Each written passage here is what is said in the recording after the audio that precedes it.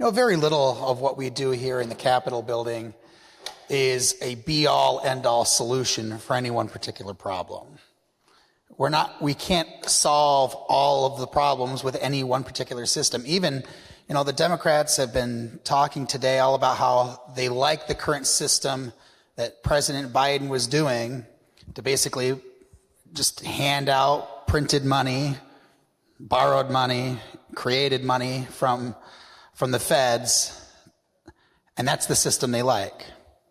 Say it works. Well, let's look at that system then. Let's consider the fact that under their own numbers and under their own data from the departments, they've still had issues with childcare. And yet, that's the solution, and that works.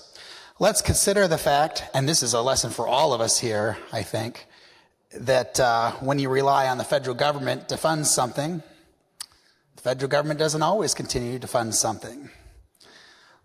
When President Biden cut off money to our child care in Wisconsin, ended it this summer, is in process of ending it, it's in stages, all of a sudden it did create another pressure point, and this bill will help with that. But I would just like to take this moment, as I wrap up my comments, I'd like to take this moment to thank Governor Evers and thank my Democrat colleagues for all of the press releases and all of the public statements on social media when President Biden came asking why he cut off our child care funding. I want to thank them for all their statements saying, why did President Biden cut off child care funding?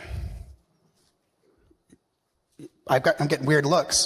Did they not put out those statements when they were getting all those selfies, Mr. Speaker?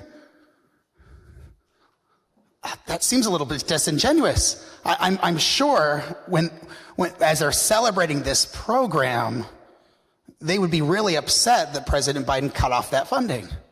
I'm sure they would be consistent and principled on that fact, on that point. Oh, I guess I'm just a little bit naive on that. Let's vote for a good bill.